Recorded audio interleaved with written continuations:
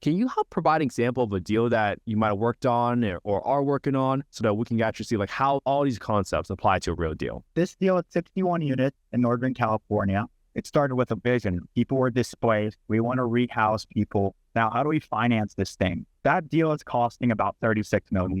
So I'm going to go for the 9% tax credit. Now, 9% tax credits are extremely competitive. So I need to get funds that fill the gap so I can show the government that I'm ready to start building immediately. So what do? I applied for the funds that the city told me they had. I applied for CDBG. We get $8 million, but I'm underwriting this deal and it's still not penciling out. I need more money. So we were looking for other HCD sources, PLHA. We applied for those $3 million and we received them. Now, this all takes months to figure out, but you receive that money. I'm targeting people that are making between 30% average median income and 60% average median income. Because if I go any higher, one, my point scoring is going to go low, but also what I want to provide to that community, it's going to go outside of my vision. So I want to provide for extremely low and very low income household. That means my NOI is going to be relatively low. So the debt I can get from my bank isn't going to be that high because I'm getting low rents and that can only support a certain debt coverage ratio. So I call the housing authority and I say, hey, we want to provide extremely low income tenants this much needed housing. What do they say? They want to work with us. They want to do good as well. So they give me 25 housing vouchers for the 61. Now, before I got those 25, I can probably only get $2 million in debt. But because those 25 have increased my NOI, I got $5 million in debt. So let's go back. I got $8 million in CDBG, $3 million in PLHA, $5 million in permanent debt. I then do my math and speak to my banks and figure out how much I can get in tax credit equity based off my tax credits. They tell me I can get 84 to 86 cents to the dollar. So I underwrite 85. What does that get us to? That gets us to $35 million. Well, really the last straw that you can pull is defer or contribute some of your fees. Although this isn't best practice, to make the deal work, we decided we would contribute or defer $1 million of our fees, but we're expecting to get some of that money back in cash flow later on. So $19 million in tax credits, $8 million from CDBG, $3 million from PLHA, $5 million in debt from the bank, and $1 million from the developer. That accounts for $36 million. Now, you build it, you place it in service, and then all the confusing things start happening with how are you going to pay back all this money? Welcome to another episode of Affordable Housing and Real Estate Investing. Today, guys, I got Tzanimir Borovski. He goes by Zan, but he's been in affordable housing as a development and investment associate for over 2.5 years. And man, guys, when I tell you I was impressed, I got this guy on the phone and we talked a lot about what he was doing. And I was like, you know how to do what? You already know about all this stuff? And I was really, really impressed. And the amount of technical knowledge that this guy will bring is worth millions easily. So today, Zan, welcome to the show, man. I'm so excited to have you. How you doing today, man? I'm doing great. I'm super excited to be here, Con. I've learned a thing or two from your other podcasts, so hopefully we can learn a thing or two together today. Man, I'm just grateful that you were able to set aside the time to come on this podcast. And man, your energy is amazing. And I really believe that people learn best from folks that have great energy because they truly know what they're doing, but then they're also passionate about what they're doing. So let's take a step back maybe, Zan. Just tell us a little bit about yourself and how did you even get into development in the first place? Yeah, so as Kent said, my name is Zan, 24 years old. About 2.5 or 3 years ago, I started working for the real estate developer I work for today. I was actually in college studying finance and data analytics. And by sophomore year, I knew I wanted to get into real estate finance or something in a related field. I knew real estate was my route. So I joined my school's endowment where we invest in equities and the stock market. And I was specialized specifically in REITs, real estate investment trusts. And I really enjoyed that. And then I started taking classes like real estate law, real estate investments, real estate finance, and my favorite one being real estate development. And in these classes, they'd have industry professionals, people who have already been working in that specific field for a while, and they would talk about what their day-to-day was. And I remember being starstruck when this one guy, who's now my boss, came in and presented about what development's like, what the day-to-day looks like, and how you get to touch a little bit of everything in development. That's what's so amazing about development, is you get to see the entire process from dirt to building something tangible and visible and beautiful. So I asked him out to coffee, little professional date, you might call it. And then the rest is history. He took me on as an intern, and now I'm an associate down here. Wow, what a great story. Sometimes you hear about people that are very experienced and they sort of frown upon when people say, hey, can I take you to coffee, or can I buy you lunch and pick your brain? And you are a sort of one of those really great success stories. It actually worked out for you really well. And maybe you touched upon this a little bit, but help the audience understand, what is development, and tell us a little bit about your role as a developer.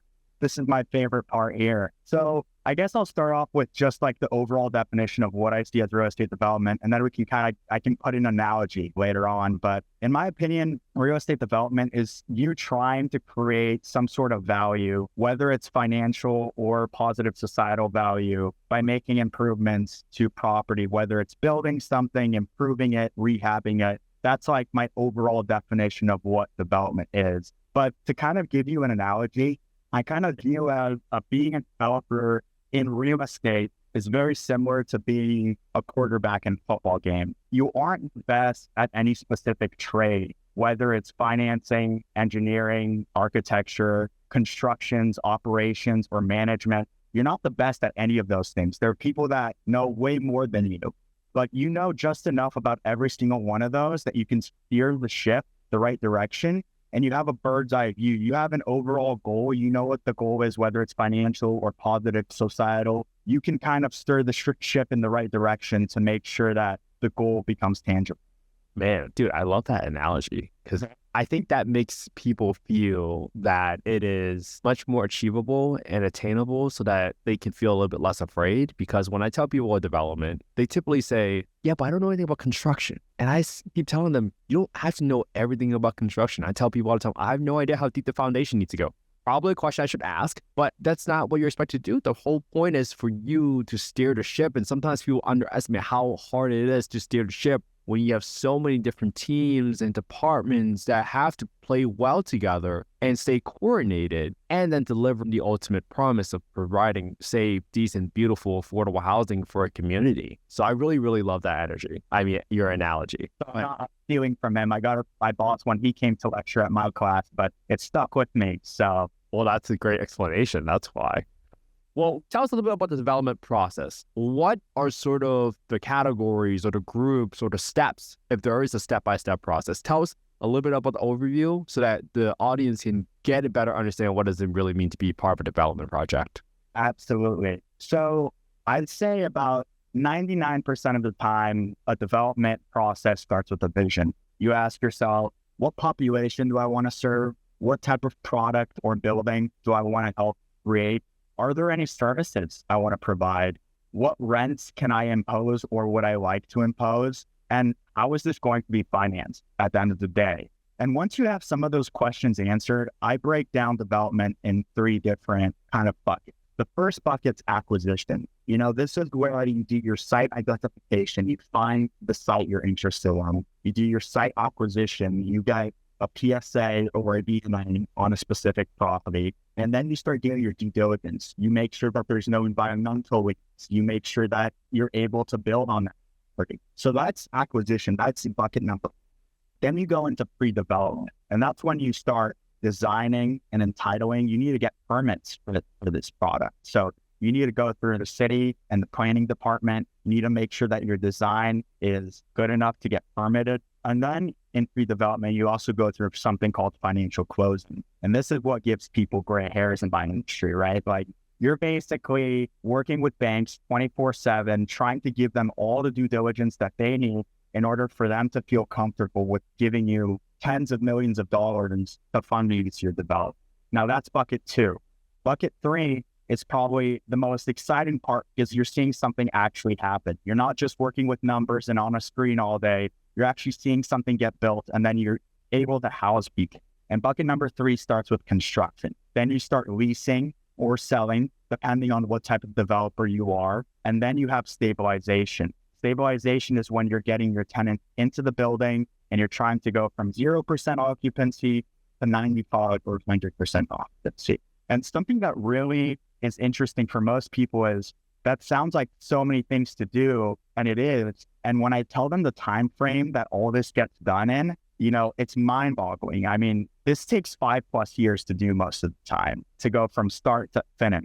So it takes a while to actually see your product happen. And I think that's probably why some people, one, when you see how long a timeline is, it gets more and more scary because you get less definitive sort of results or a path because, the process you defined, you did an excellent job explaining all those 3 buckets from acquisition, pre-dev, and development. But sometimes for people to see and sequence and see what their life might look like for the next 5 years, some people don't even plan 2 years ahead.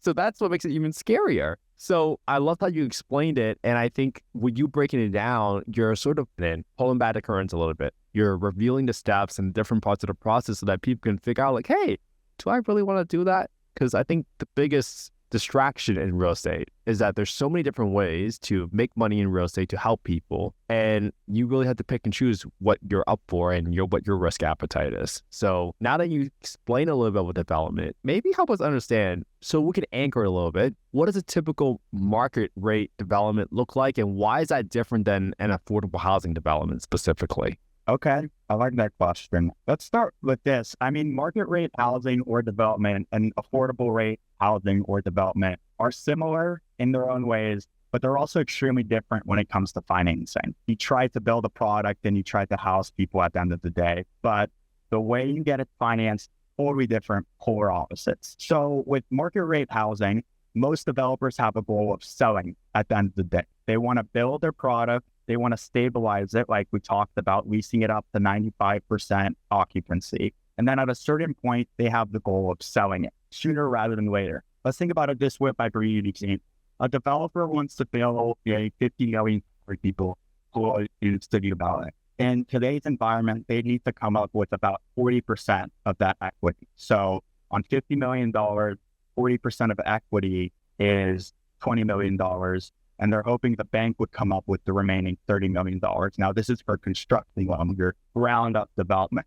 Now, most of the time, these developers, they don't have the capability or the capacity of just taking $20 million out of their pockets and putting that money down for that one development. So what do? They get partners, and we call these limited partners or LP. They're basically financial partners.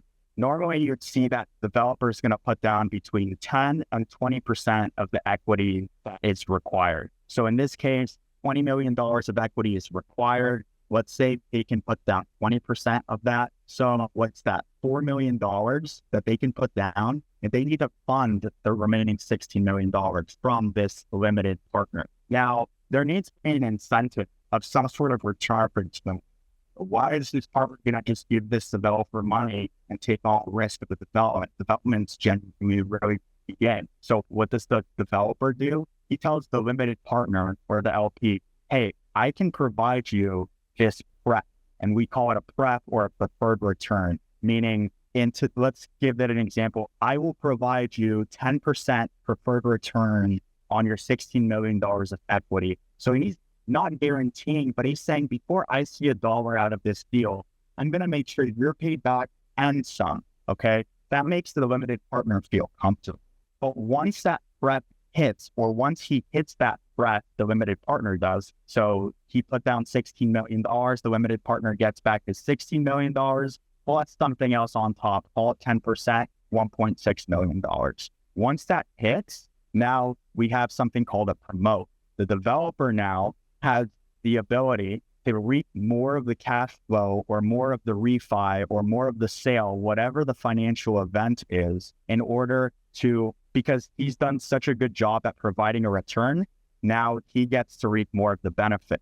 Now, most of the time, this 10% return that you've been hearing me say is calculated using something called IRR. It's just a calculation technique of a specific, it's time value of money. It's the rate of time value of money. So you taking into account time value of money, and I know I'm going deep here, but you taking into account the time value of money, you have the incentive of selling as soon as possible, because the quicker you get that money back to the limited partner, the quicker you make your end of the bargain. So that's kind of how it works in market rate development. Now, there are some people that build and hold. They might have some deeper pockets and they might be putting down all the equity and they want to create more generational wealth or whatever the goal is. But most of the time you see home builders or developers build and sell. Now, do you want me to bring it back to how is it different from affordable housing? Yes, let's go for it. Let's go into affordable now. So now let's bring it all into how is it different from affordable housing? The developer, in this case, say me, I'm not necessarily chasing an IRR or a specific return. I don't have a limited partner or an equity provider in the deal. Rather, the money or the funds are coming from tax credit equity, whether it's from the federal government or the state, the city, county, or state subsidies. We'll be talking about those a little later, I hope, where you start getting these subsidies to help fund these affordable housing projects. Earmarks, there's just too many to be able to talk about on one podcast. But the main gist is you're not taking a return. Rather, the developer is getting paid a developer fee. It's basically a fee business, and the developer gets some equity in the deal providing that affordable housing. It doesn't tend to be as lucrative as market rate housing, but there's always work and there's always need for this housing. And you're also doing something extremely positive to service the community, I would hope. And I love how you explain that one, Dan, because I think when you think about, hey, you need a whole pie to make a project work, and what makes up those pieces of the pie can come from, like you said, limited partners, or it can come from the amount of capital that you can get from a federal, state, or local municipality government, etc. And all that money, wherever that source comes from, plays into getting towards your entire capital stack, which I'm using as a pie analogy. But you need all that capital to make the project work, to make it float, and to make that project come to fruition. So that's why when we talk about local market expertise or understanding what is the need from the local government that says like, hey, we want affordable housing, because everybody says they want affordable housing. Everybody says they need affordable housing. But for them to put money where their mouth is by actually putting out grants and subsidies to generate the affordable, the workforce housing that we need in every city and state, you actually have to get capital, because otherwise you're under different financial pressures from different stakeholder groups that might have different agendas versus just providing safe, decent, affordable housing. So I love how you explained that one really, really, really well. So maybe let's talk about, we talked about market rate chases IRR. You talked a lot about getting funding from the government. Mm-hmm. Now, I'm assuming the government isn't just going to give you money and say, okay, Sam, we trust you. Like, we completely trust you. Here's $1 million, here's 10 million, whatever that number is. There must be some sort of agreement or expectation. So tell us a little bit about what it actually means to receive money and what are the typical requests that a government might make on behalf of giving you that grant, subsidies, or capital, et cetera. Absolutely. So, I mean, yeah, I made it sound real easy in that last question. It's grueling. You're doing application all day when you're trying to fund a project for affordable housing, whether it's an application for tax credits or an application for soft funds, which we can talk about in a second. These applications are long processes. You generally need consultants to help you create them. And a lot of the time, the federal government, call it, or low-income tax credits, is going to say, are you experienced enough to build this? They're going to want to make sure you're experienced enough to build it. How about your property management? How are you going to manage this property, right? They want to be able to see that. Do you own this land, or how do you have access to this land? And would your project be fully financed after you get these tax credits? So a lot of the time, you need to pull together multiple funding sources before you go for the tax credits, so you can show the federal government that you're ready to go. And you have to understand that once they give you this award, so let's say I apply now, it's May. By August, I would expect that they come back to me and tell me, hey, Zan, you won these tax credits, because they're competitive, guys. There's a lot of people that are trying to get these. So you compete on basis of what type of population you're trying to represent, and also your affordability. the more affordable you are, the more points you get. And then also, how much money do you have from outside of the federal government? The more money that you can show that you've sourced from outside of the federal government, the better standing you are with the federal government, because they don't want to fully fund your projects. They want to just help you. So once they award you, let's say they award me in August, I have 180 days, 6 months to close on the financing of this deal. If I don't close, they take all the tax credits back. Now, what you have to understand is tax credits make up for the majority of your development. You've already put millions of dollars in entitlements, in permitting, in design, everything that you need, that pre-development process that we spoke about earlier. You've already put a lot of money, time, and energy into that process. And for you to be on such a tight time frame of 6 months, you're running. Once you find out you have that award, you're running. You're making sure that the banks have what they want. You're negotiating, you're dealing with all these intricacies, because on month 6, you either close on the deal or you don't. And if you don't close on that deal, you lose all your tax credit. And you have to make that decision of, do I continue or do I not? And you'd have to fund it on your own. Makes it really tough for a fee developer.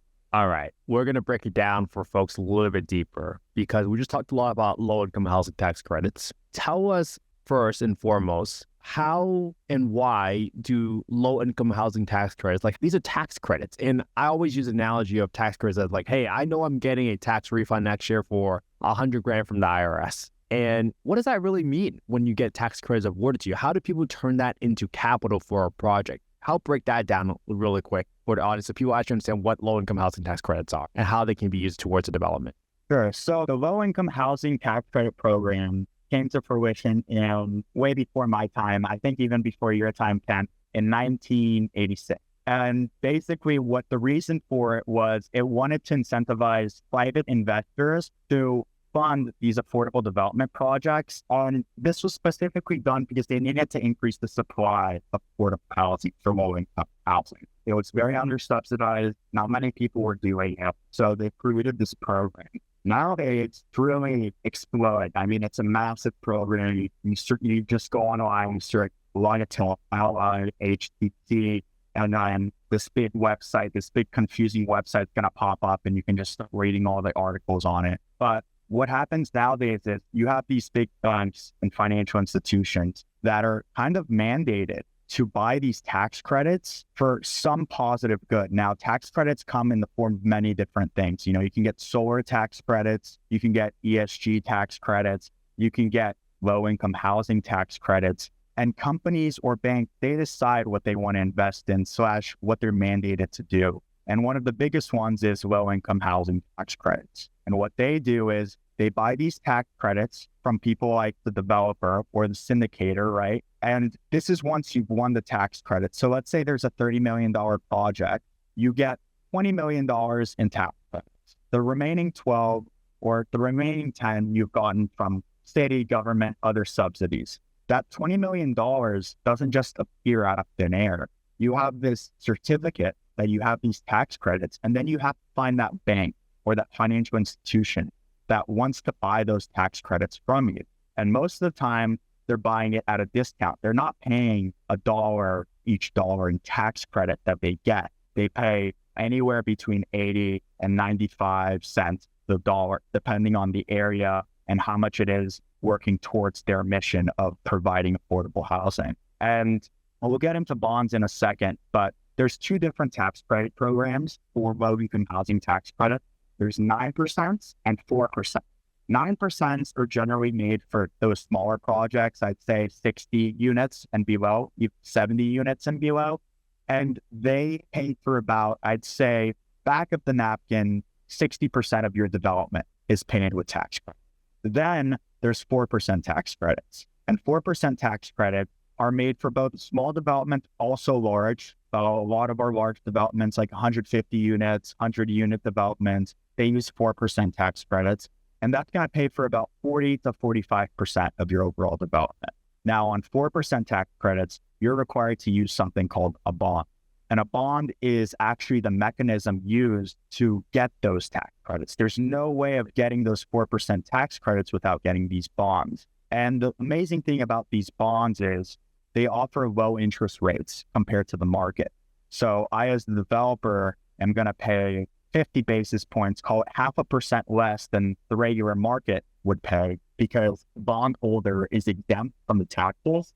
Now, in 9% tax credit, and I know I'm getting deep here, guys, so I apologize, but in 9% tax credits, we can't use bonds. So you're not tax exempt, but you do get to fund 60% of your deal with that. Okay, so we just talked about 4% tax credits, 9% tax credits, and we talked about how, use the example of the 30 million, but you get 20 million tax credits. Now, let me start by at least answering at a very, very high level. A bank, right? There's a Community Reinvestment Act called a CRA, that sort of that mandate that you talked about, why local financial institutions has to invest back in the communities. And one of the ways to invest is by buying tax credits. Now, you said they buy from like 80, 85, 95 cents on the dollar. So let's just say they bought the $20 million in tax credits for 95 cents. Does that mean they're paying $19 million for $20 million worth of tax credits? Sure. Let's say there's $10 million in tax credits for your project, and they were paying 95 cents to the dollar. So they basically give your project $9.5 million. And in return, they get not $9.5 million in tax write-off, they get $10 million in tax write-off. I'm not in this business specifically, but they get to kind of create that spread, that difference, and that's worth enough for them to make that investment for the tax line. Thank you for explaining that, because I really want to make sure people understand, like, why do people buy these tax credits? It's like you bought $10 million of tax credits for $9.5 million. So instantly you, quote unquote, made $500,000, even though it might not come into your bank account right away. But you knew you had to pay $10 million in taxes anyway. So this is just an extra spread between what you're paying for, and it meets their community reinvestment goals to put back into the local areas and neighborhood space on the mandate that they have. So now that we got that out of the way, 9% tax credits, 4% tax credits, you just did an excellent job explaining what type of projects are they used for. But 9%, and this might be a silly question, what is the 9% versus 4%? Is it like the value of the tax credits? What does that mean exactly between 9% and 4% for the audience to know? You nailed it right on the dot. Both come with the same requirements depending on the population you choose. It's just the factor or the percent that the tax credit is being multiplied to the equity. So in a 9% tax credit, they allow you to get more money, but it's not infinite, meaning they say, hey, like, you can get up to this much in tax credits. I don't know it on top of my head, but they have this maximum. Whereas with 4%, there is no cap. So normally that's why you see larger projects doing 4% tax credits, because 9% caps you, let's say, at $15 million in tax credits. Well, I can do a lot with $15 million, don't get me wrong, but I can't build a $100 million project with $15 million. So I'd rather opt for the 4% tax credits. And that's kind of how they differ. Excellent explanation there. Way to go, Zan. You're breaking it down so easily. I feel like any kid in college can figure this one out, man. Dude, way to go. So now that we've talked about LIHTC, this was a really great example, because LIHTC, LIHTC, is such a wide program, and it's talked about a ton in the affordable housing industry, because it's such a great finance mechanism for you to, one, get your capital stack that's necessary for cash in hand to actually build the project and pay your builders. And on top of that, stack it with your financing. Now, this might be a quick sequencing question, because a lot of people don't know this, Zan. We just talked about how after you get your tax credit, then you go try to close on your financing. Let's say someone never had experience with this. Should they be talking to a bank already for the financing first, or should they be focusing their attention on getting the LIHTC credits first? This is sort of the chicken and egg question. What's sort of the best practice there? So I think it's important before you even applied for tax credit to start speaking to a bank. And I was bringing up how you need to have a lot of experience, and that is true, but the low-income tax credit program has actually opened it up for people who are emerging developers too, so they compete in a different set aside, and they still have a chance at getting these tax credits. So I don't want to disincentivize anyone from not applying for these tax credits. You have a chance no matter what, and if you are what they call an emerging developer, you're put in a specific pool where you don't compete with the people who have done this for the last 30 years. You're competing with a set of population that is in the same playing field as you. But to answer your question, you're financially modeling this deal, and you have to put in how many cents on the dollar the bank's going to give you for that deal. if you need $10 million of tax credit equity and you're pricing it at 95 cents, that means you're saying that $9.5 million is going to enter your pocket to build this development. But let's say you're in pre-closing and the bank says, oh, actually it's 80 cents. That's 80 cents on $10 million is $8 million. So you thought it would be 9.5, it's actually 8. You now have this hole of $1.5 million that you have to fund. So you have to be talking to banks before you create your application while you're still in that vision mode of you kind of putting the project all together. So you can have a good idea of what that pricing is going to be and who would be the investor. A lot of the times you don't go directly to a bank. Some people do, but they go to someone called a tax credit syndicator. It's a company that specializes specifically in bringing the developer in with a bank or a financial institution that needs it. And they're kind of like the middleman who's helping negotiate this deal.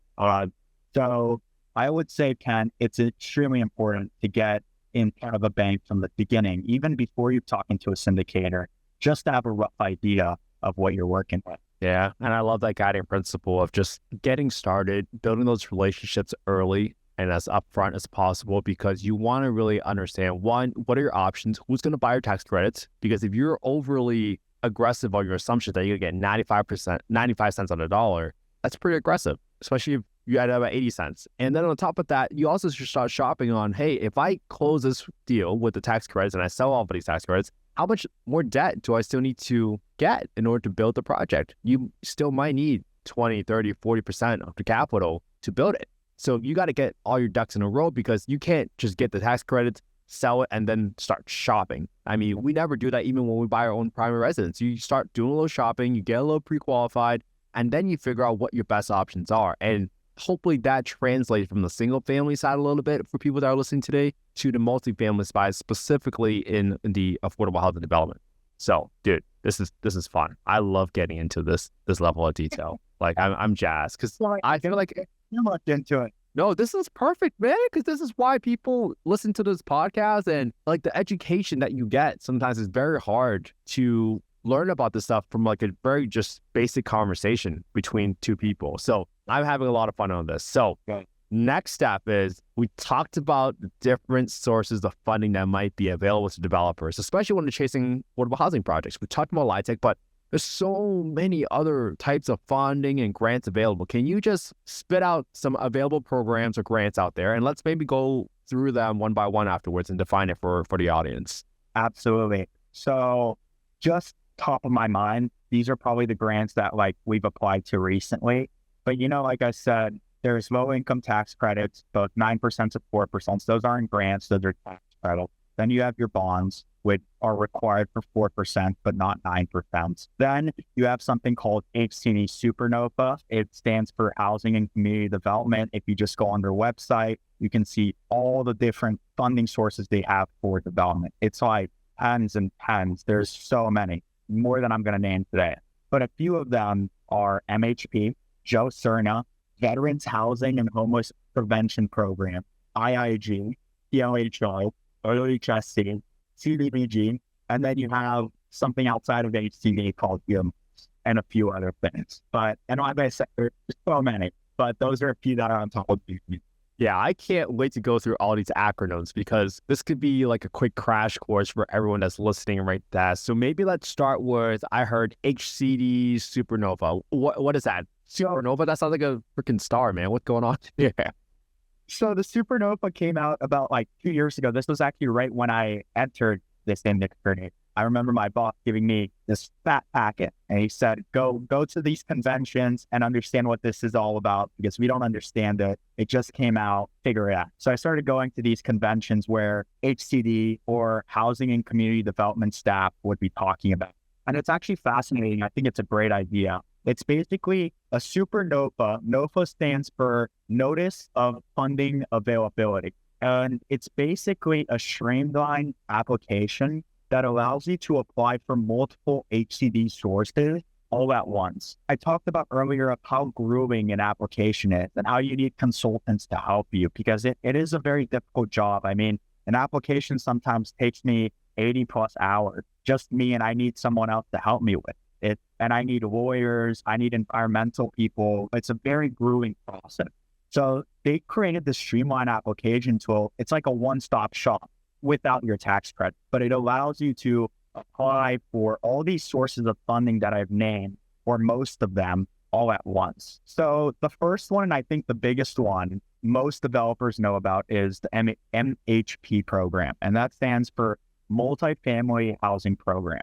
And it's basically the simplest way I can put it. And you'll probably think I'm repetitive because really every single one of these grants or loans has the same goal in mind, providing more affordable housing, right? It's just for a different subset of population most of the time. So the first one is very broad. It's just providing financial assistance to developers who facilitate construction or rehabs for multifamily units. And it's specifically made for low-income housing residents. So that's the first one. It tends to be very oversubscribed, extremely competitive, and very difficult to get those funds because everyone's going for that money. The next one, I've never worked with this one specifically, but I think it's an awesome program. It's called the Serna Housing Grant Program, and it's made specifically for farm workers, like creating housing for farm work.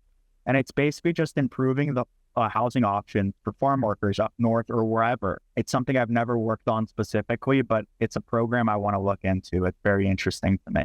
And so far, MHP and Serna, are these specifically intended to be used towards the soft cost, meaning the pre-development phase, or where can these funds sort of be used in the development process, just to keep everybody on track? So generally for both of those that I just talked about, they can be used for pre-development and construction. There are some requirements to every single one specifically, but generally speaking, you can use them for your actual multifamily housing development upwards construction. Now we'll go into one soon where you can't do. And I want to make sure I highlight for folks that are listening, the reason I want to ask that question to Zan is because when you are applying funds towards the soft cost, which means that these are your architects, your engineers, your feasibility studies, environmental studies, blah, blah, blah, to get the project approved, there is a different level of risk to it. Because as Zan mentioned earlier, you could be doing all this work, applying for the low-income housing tax credits, and you don't get awarded tax credits. That's very risky, because there is a risk of complete loss, theoretically, because you might have spent all this money for no reason. And that's why having these grants helps you get some government funding for a very risky piece of the process that a normal investor or your partners might not be really open to it because it sounds really risky. So that's why I wanted to make sure that we talk to for all these funds, when and where can they be applied to, especially if they can be applied in the pre-development phase. So thank you for explaining that, Zan. No, that's great. Yeah, thanks, Kent. The third one that comes to mind is the VHHP program. And that stands for Veterans Housing and Homelessness Program. It's basically an initiative that HCD started to create affordable housing and supportive services because, like we've said, when you create affordable housing, there's services and requirements that come with it depending on the population that you're working with. And really what that VHHP program is designed for is for veterans that are at risk of homelessness or homeless already. And in that program, I don't believe you can use funds for pre-development. You'd have to use them for actual ground-up development. Now, this next fund is one I have a lot of experience in. Almost every single one of our projects uses. It's called IIG. It's the acronym for Infill Infrastructure Grant Program. And it is also administered by HCD. And you can apply for it through NOFA, although they have other NOFAs, notices of funding availability for other IIGs. But this specific IIG is designed to promote residential and mixed-use infill development by providing funding for infrastructure. So here's a few things you can use the money for. You can't use this money to actually build the affordable housing, but you can use it to improve the streets and the roads close by. You can use it to fix up water and sewer systems or improve them. What about your gas and electricity system, your telecommunication systems, right? These are all things you need in your development.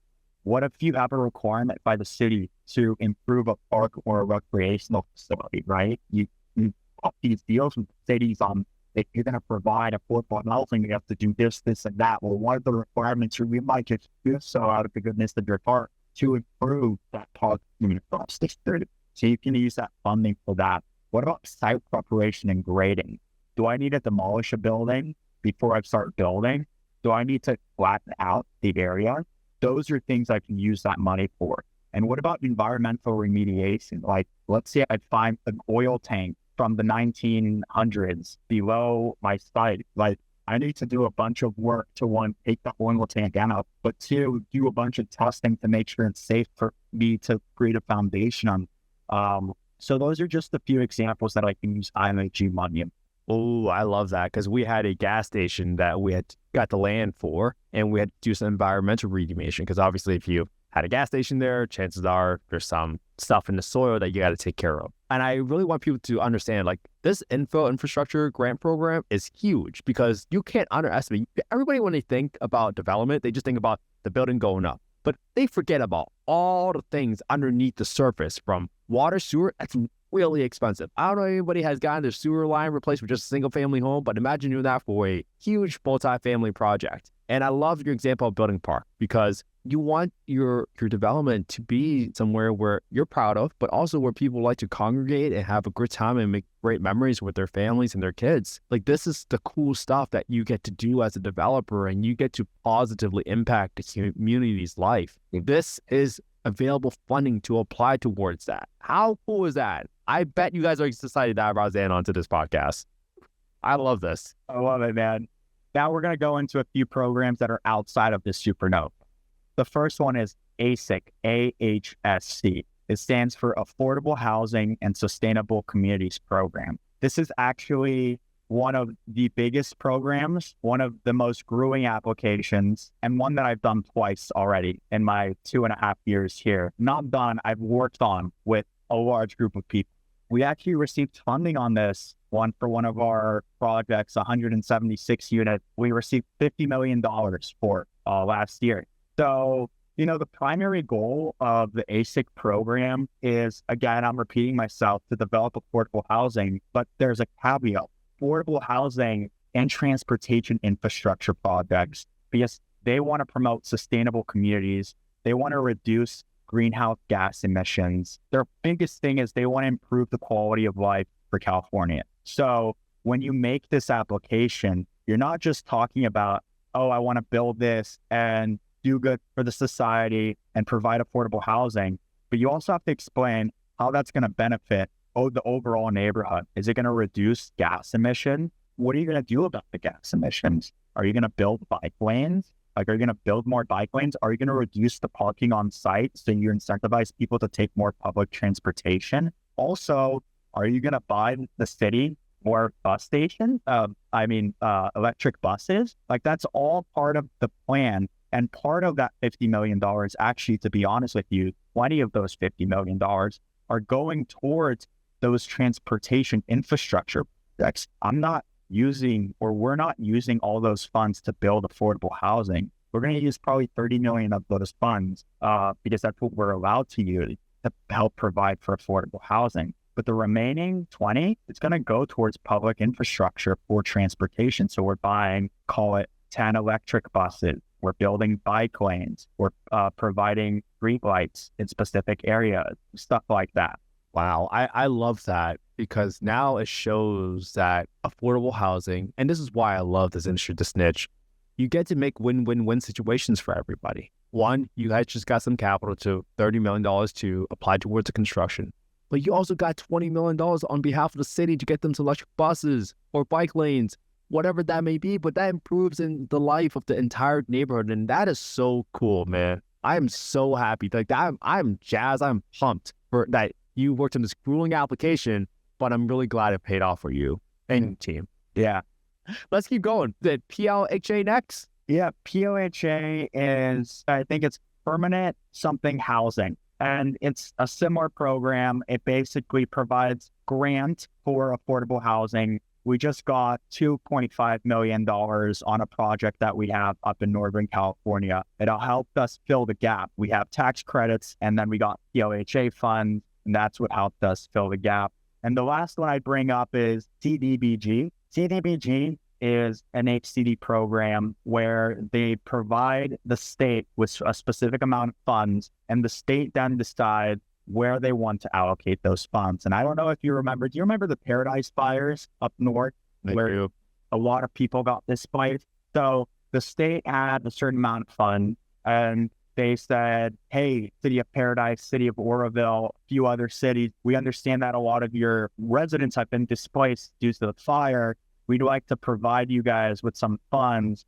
to help build more housing. And we were called up by a city, and we were asked to build more affordable housing for them. And we had to apply for these funds, but they were also supporting us into getting these CDBG DR.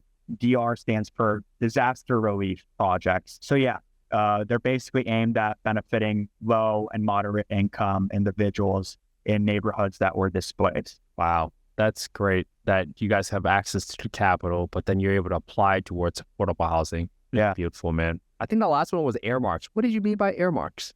So earmarks are really interesting. It's not part of HCD at all. An earmark is when an individual or group of individuals in Congress, most of the time, are advocating for your specific project or program that you're trying to create. And it's generally within the district or the state that they're working within. The way it works is they're seeking, by speaking to the federal government, they're seeking to secure federal funding to support these individual projects or these large programs. So doesn't happen a whole lot, but sometimes if you get enough support from the public, they create these earmarks, whether it's taking some money from the property taxes that people in that specific district pay, or getting additional funds from the federal government to help build affordable housing. Yeah, that's beautifully said, man. So, man, I just feel like I had not even like an entry-level college course. This is like deep technical stuff, and I learned so much, man, from you, Zan. Like, to see how much you have learned in just your short career, I mean, the sky's not even the limit for you, man. I'm really excited to hear about what you're going to be working on. Like, this is an amazing experience. And maybe let's try to wrap it up for the audience, because I want to talk about a deal that you might have did, because we talked about a lot of terminologies today, a lot of low-income housing tax credits, bonds, all these grant money. Can you help provide an example of a deal that you might have worked on or are working on, so that we can kind of bring it all together for folks, so that we can actually see, like, how does this really apply, all these concepts apply to a real deal? Sure. To start, I'll just talk about a few deals that we're working on, and then I'll bring it back to like one specific deal. But it's really interesting here at the company I work for. Normally, a specific company has a specific mission of a population they want to serve. In the company I work for,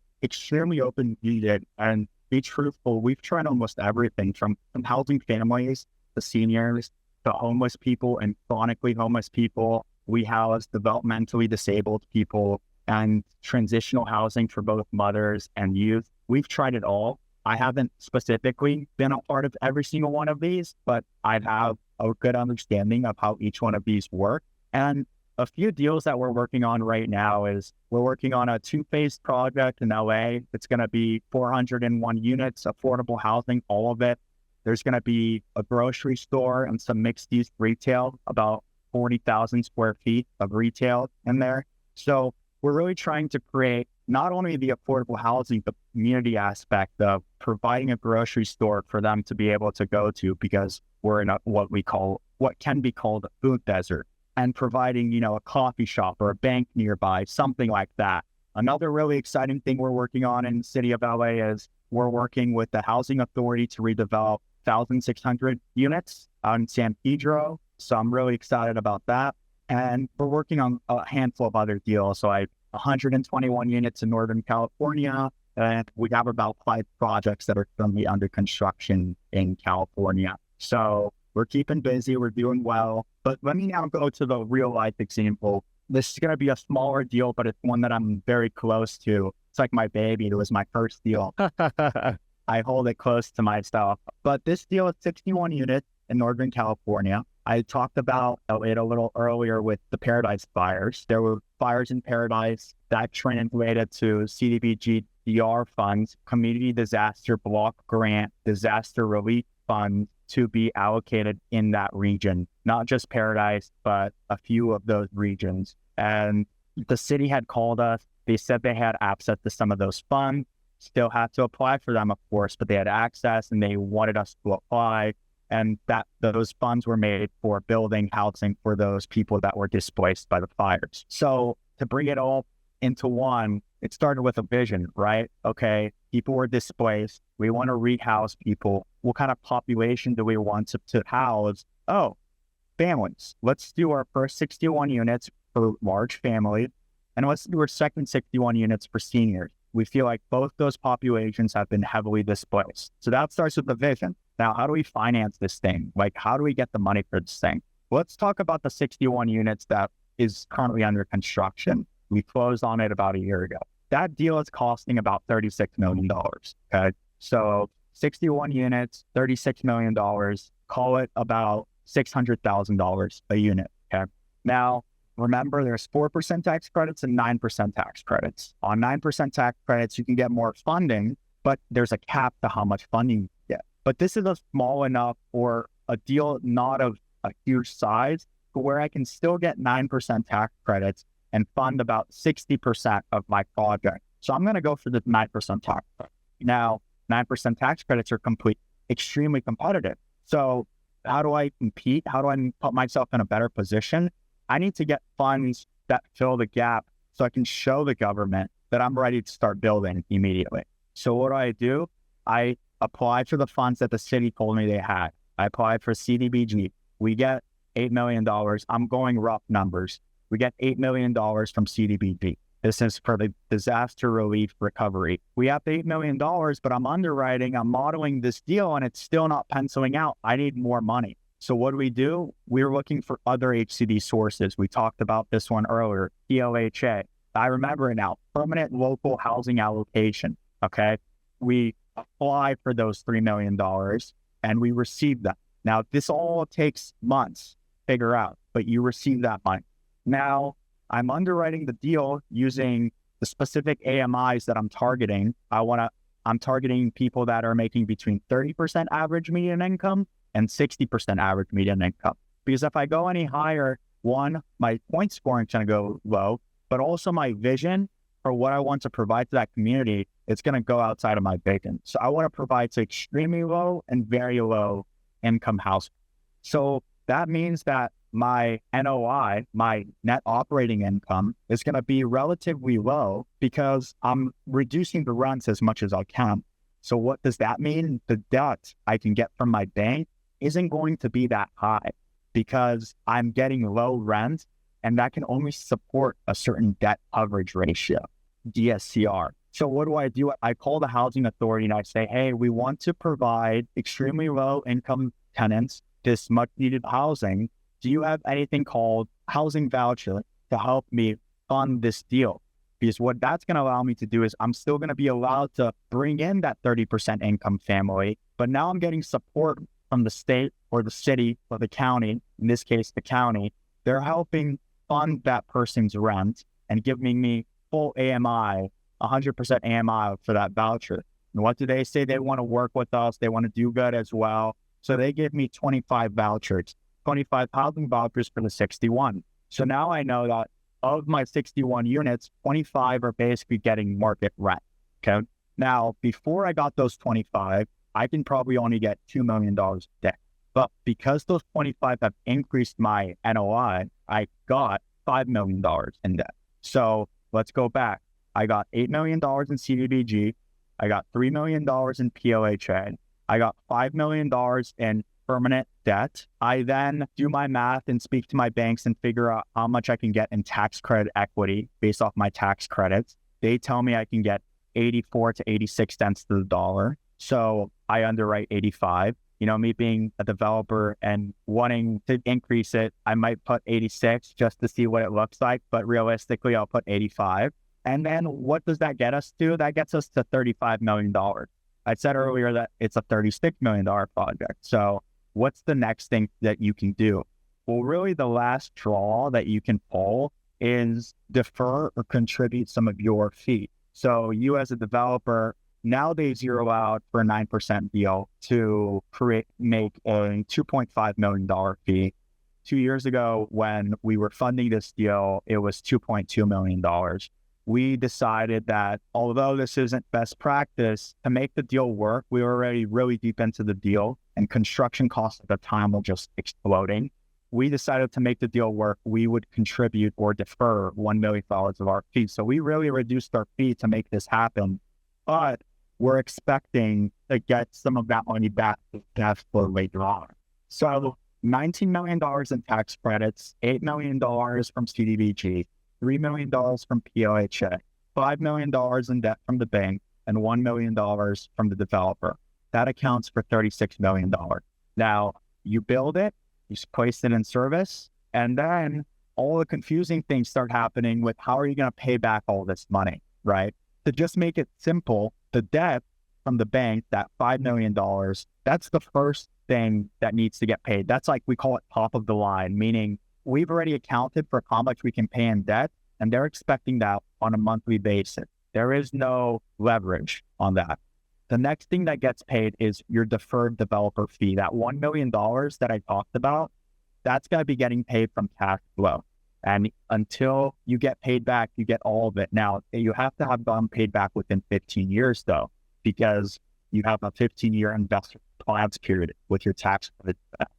So you need to make sure you get paid back on the developer fee by year 15. If you don't, you just lose the remaining. But most of the time, we try to underwrite or finance our property so we're paid back within that 15 years.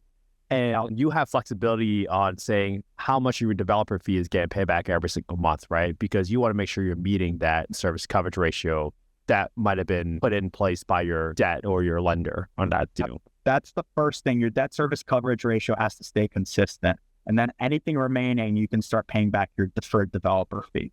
If you've decided to contribute that fee instead of defer it, that means you've just given it to the project. You don't get paid back anything. But in our case, we deferred it. So we get paid back over time. Now, the next thing that happens is you have $1 million in CDBG. You have $3 million in PLHA. That's $11 million. We call it soft debt because it's not hard like the bank, meaning, hey, you have to pay this much every month in order to stay on top of it so we don't foreclose on you. It's more of a soft commitment. Whenever you look at, we do all us this at the end of the day. And this can last for 50, 100 years. You will always owe us this. But we're not going to require you to make us specific payments because we know this is affordable housing. And we're not going to just make you go bankrupt while we're providing affordable housing. So they provide something in the regulatory agreement called residual receipt loan, meaning 50% after all the debt, or not all of that. Once the debt for the month is paid to the bank, you then have debt on those 11 million that we're talking about from PLHA and CDBG. That debt or the remaining cash flow gets split into 50% and 50%. 50% of that cash flow goes to the developer as like, hey, thank you for building this. This is your ownership fee.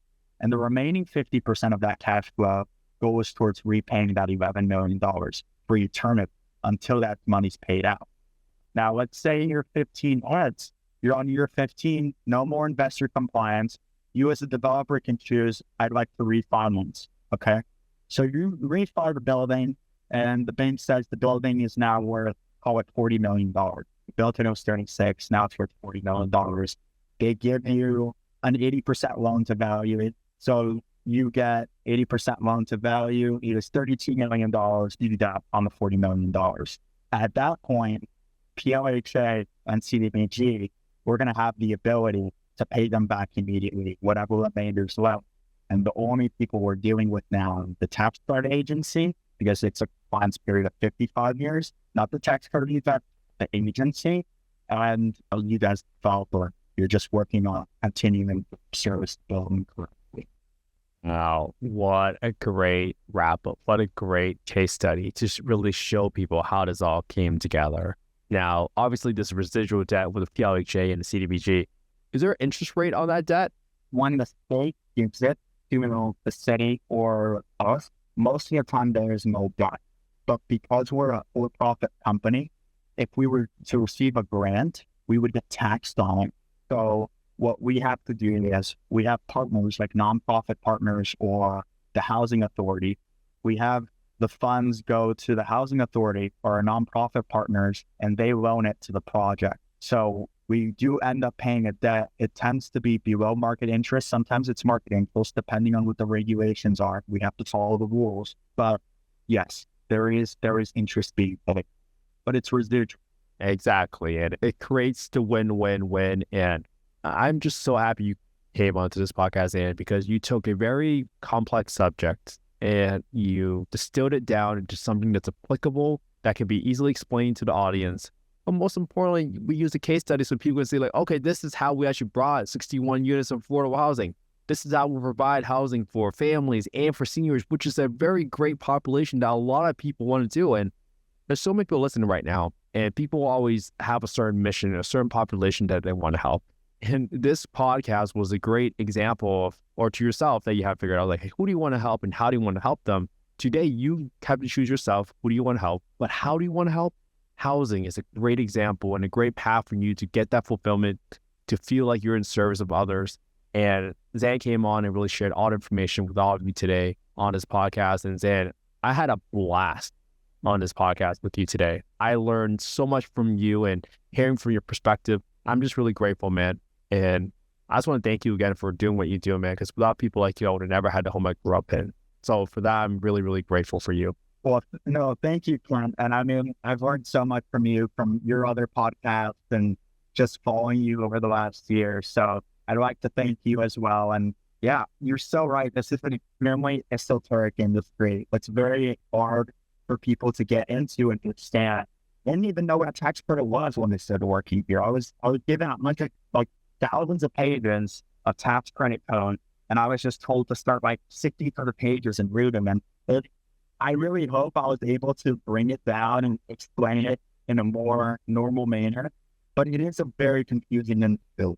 The more people we have working towards the goal, providing more affordable housing, better. So I'd like to just promote to anyone out there, if they have any questions for me or can, just ask away, because the more info that's out there, the better.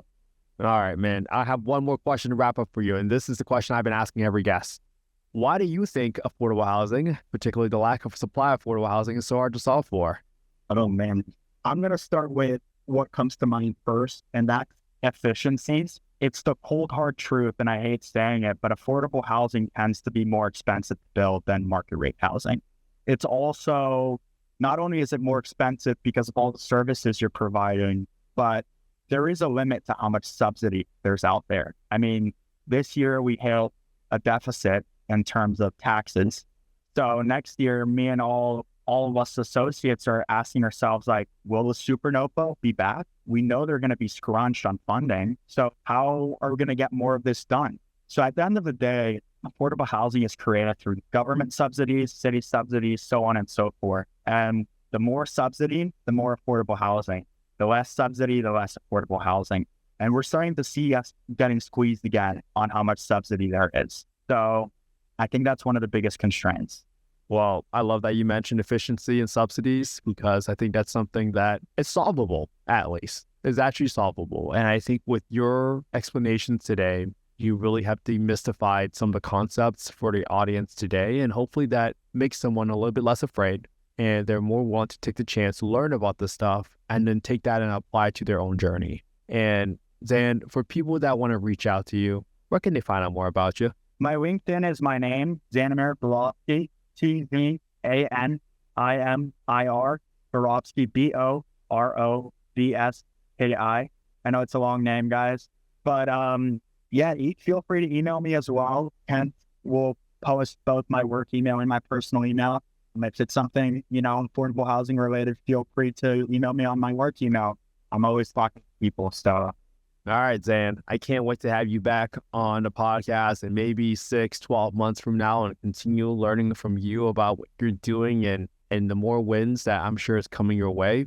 So I had a blast today, man. Thank you so much for coming onto the podcast again, man. I appreciate you so much.